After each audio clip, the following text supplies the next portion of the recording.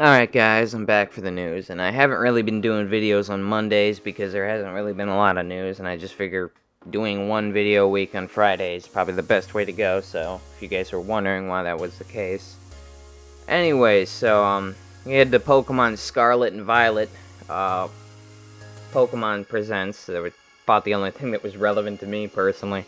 Yeah, that was the Pokemon Scarlet and Violet games, but, if you guys want to watch it, it's on the Pokemon channel, you know, I personally watched it, so there was stuff about Pokemon Go and other things. But anyways, back to the Pokemon Violet and Scarlet thing. So here's the articles. I'll go brief overview, seeing as I watched the Pokemon Presents. They showed off the new gimmick, the terrestrial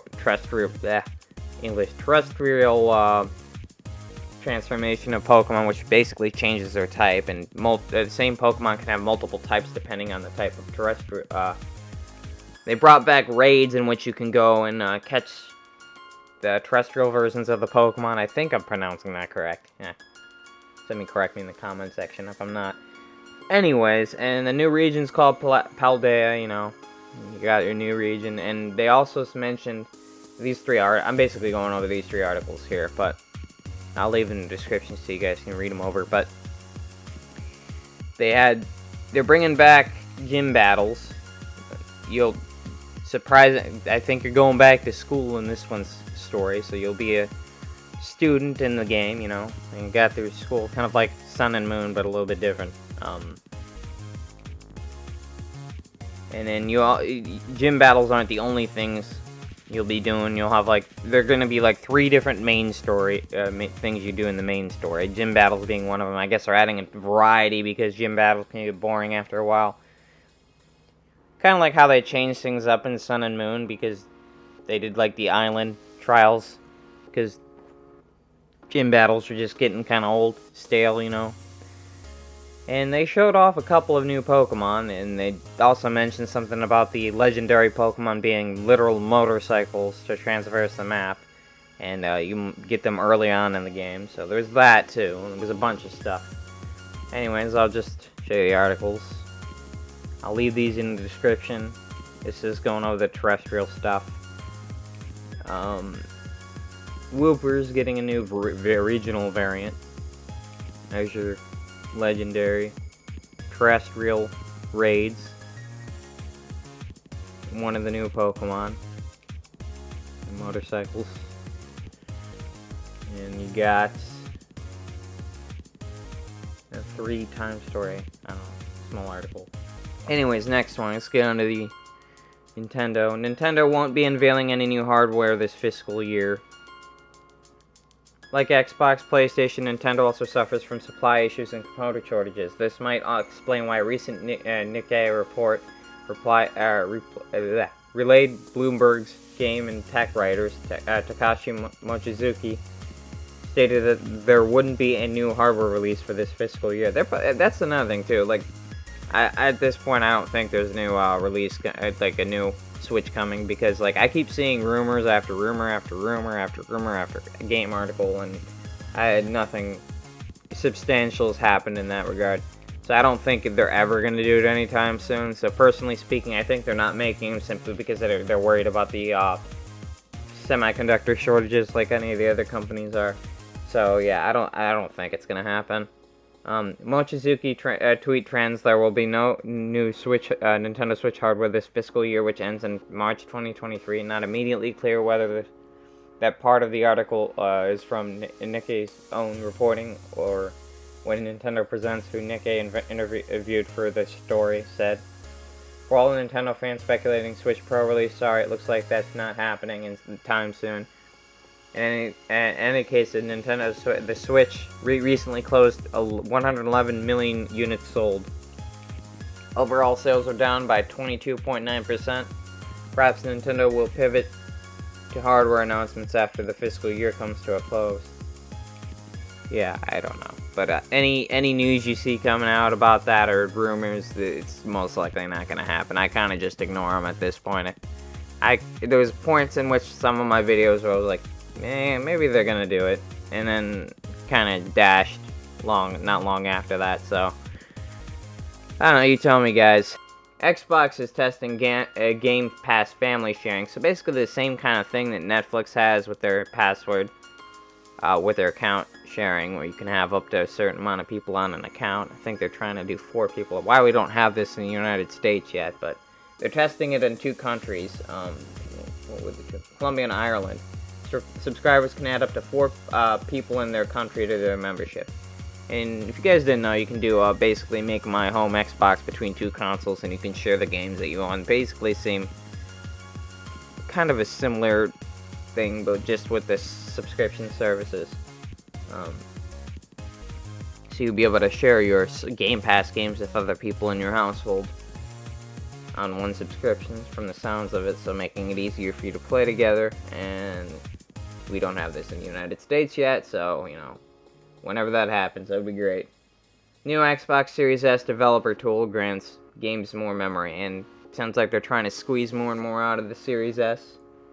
I mean, for $299, it's actually pretty good for a console of its size, although long-term viability, who knows.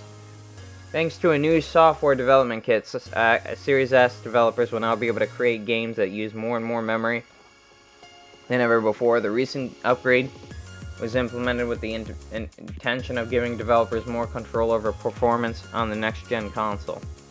As The Verge reported, this update is specifically for optimizing the Series S, which has lower memory and graphical power than the more expensive Series X. While the Series X has access to 16 gigabytes of RAM, its smaller cousin has around 10 gigabytes. Developers are further constrained to 8 gigabytes because around 2 gigabytes of that total English is used for operating system. The recently released June game development kit frees up hundreds of additional megabytes of memory in a video explaining the update. This additional memory can improve graphics performance in memory-constrained conditions. And say no more, they're just finding other ways to make the console perform even better under the current conditions that they have to develop games for it. Next, Tencent is reportedly looking to become Ubisoft's biggest shareholder, and it's kind of like they're kind of trying to galvanize. And I don't know if Ubisoft is an American gaming company. I know they're not China's, but I don't know. Whenever China starts to make moves like this, it kind of gets on my, makes things kind of a little leery there. Anyways, Chinese conglomerate Tencent is reportedly planning to increase its stake in Ubisoft, the French publisher. There we go, French. I know it wasn't us. It wasn't one of our companies, but it's definitely kind of it's a foreign company. Publishers and developers of games such as Assassin's Creed, Far Cry, and more titles. According to the sources that spoke to Reuters, Tencent has reached out to a Ubisoft founding Guillemot family and intends to become the single largest stakeholder in Ubisoft. Tencent currently has a 5% stake in the company that was purchased in 2018, while the Guillemot family has a 15% stake. Is planning to offer up to €100, 101.84 per share, to increase its foothold. This figure is way above the company's current price and is being offered as a way to keep potential competition away, one of the sources said. So basically a hostile takeover from Tencent. That's how I interpret that. Ah, God. They're looking to acquire a bigger share in the company than the people that own it. Kind of insane. Anyways, one last thing, and then this has more to do with chip hegemony for the United States, whatever you want to call it, where we make our own chips. But I don't tend to talk about government stuff personally, because I try to stay away from that stuff, but this is kind of important, so I figured I should talk about it. I live in Ohio, so this bill affects me kind of too. So, CHIPS Act could be a big step towards resolving semiconductor crisis holding back next-gen consoles. Then also our military, stuff like that. Encouraging chip manufacturers to build out semiconductor fabrication plants in the U.S. And Ohio is a big state for this right now. I think other YouTubers have mentioned that. The 280 billion Chips and Science Act has been passed by Congress and very well may be a big step towards resolving semiconductor crisis, holding back next-gen consoles and other devices. Sorry if you guys hear a car in the background. That's my neighbors. As reported by The Verge, the Chips and Science Act passed in 2043 187 vote on Thursday, July 28th. It includes $52 billion in subsidies to encourage chip manufacturers to build out semiconductor fabrication plants. That's basically the plants that they make chips in. Like, they have like machines that build chips. If you guys don't know, I looked that up a long time ago. Anyways, the House and Senate had been debating this issue for months.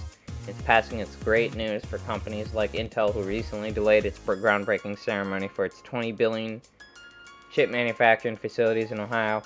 What really kind of gets me, though, is that they don't have enough money to build manufacturing plants as the companies have their own freaking stockpiles of cash. You'd think that they'd have the money to build at least some manufacturing facilities, but they need government subsidies for some reason to freaking start building.